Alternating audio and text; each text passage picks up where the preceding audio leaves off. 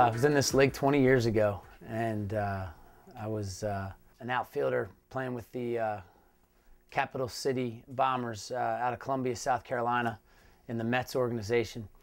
We had an interesting little quirk in the schedule when we played here. We had a night game at home in Columbia, South Carolina, the night before. Went really late, had a couple, I think, couple extra innings, and we got on the bus and came right to this ballpark and played. It was a day game, and we didn't get off the bus. We just went from one game to the next, and came here, showed up, and played. All of us slept on the bus. I don't think we ate anything until we got here, and so that's one of my memories of Hagerstown, was we got off the bus and played, and we actually won. The next day we got killed, but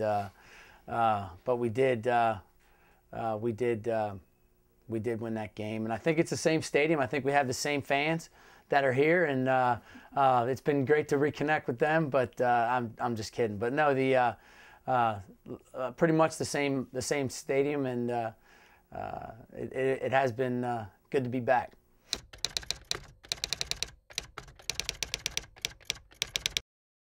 I really felt as if I was going to be around baseball my whole life, and I love the game, love working with people in the game. So I didn't get offered anything out of back in professional baseball on the field. I got offered some scouting positions, and I didn't take them right away, and so I got into college baseball and enjoyed that. Ended up going back into the pro side and did some scouting, which I didn't enjoy the way I like being on the field with the players and you know, with the game, but it really did make me a better coach. The hardest part that you have to remember is that when you're a player, you're in control of your career, and you have to do a lot of things every day to make sure that you're ready to play or prepared to play. And when you stop playing, you have to now, it's not about you anymore, it's about the team, it's about helping other people, and that's the part that I think going into coaching, that you have to, you really have to work hard at making sure it's not about you, it's not about you as a player, it's about you helping others and teaching them some stuff, you know, whatever it is that they may need, whether it's a little base running tip, whether it's something with their swing, something defensively, something in their mindset.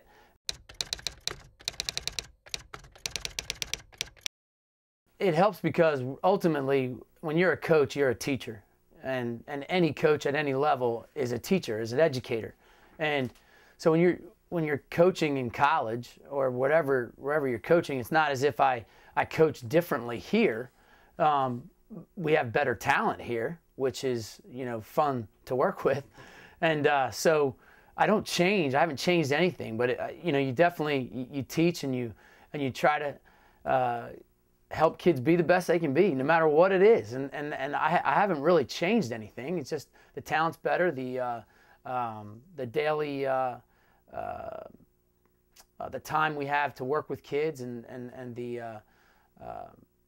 you know, everything that goes into being the best player they can be. We have trainers, we have strength coaches, we have hitting coaches, we have pitching coaches, we have facilities. That everything is about helping them get better, and that part that's the most fun to me, is where it's baseball all day, every day, which I really like. Oh, it's changed a lot, and for the better. I mean, you know, one of the biggest things when we talk about this, you know, 20 years ago when you're in the minor leagues, is, man, you got to get your phone turned on at wherever it is you're living, so you can call your families, your friends, whatever. But now, no, everybody has a phone, and you know, so just little things. The technology enables you to stay in touch and to stay, you know, linked in with your family and stuff. I remember, you know, we always made time to call on the payphone to your family and make sure you had a calling card or whatever it may be, or call collect. And now, you know, these guys are pretty in touch with everything. So it has changed for the better. You know, the way that the Nationals organization, the way that some of these organizations treat their players in terms of nutrition, in terms of making sure what they're putting in their bodies is good. that really is a big deal. These guys are ready to play and able to handle the grind of a 140 game season in 150 days, really.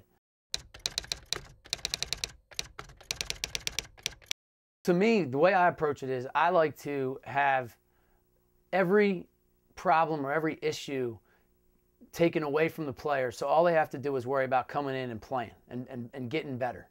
You know, that's why it's so important that, you know, we have schedules up, we have food, the nutrition that we have for them, we have everything is taken away from them so that they just can have to worry about getting themselves ready to play. And I think that's a positive.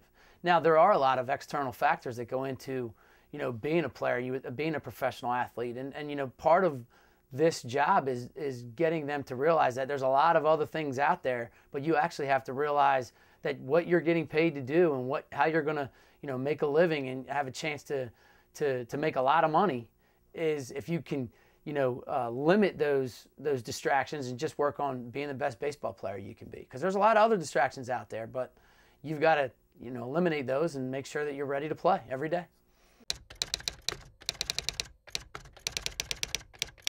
We have rules within the organization. They're not allowed to post anything and and we limit the social media. We talk about that. We talk about the responsibility that you have as an athlete and as someone that people are going to try to you know, that you're in the spotlight, and they're going to try to, you know, whether it be instigate you, whether it be try to get information on you and put it out there.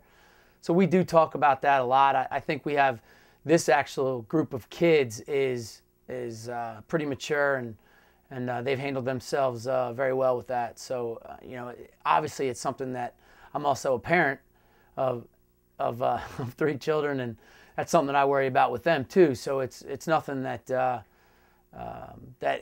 we face that every day as parents, as coaches, you know, with young people, what they put out there, and can, you know, we just try to keep approaching that every day and hoping they make good decisions with that.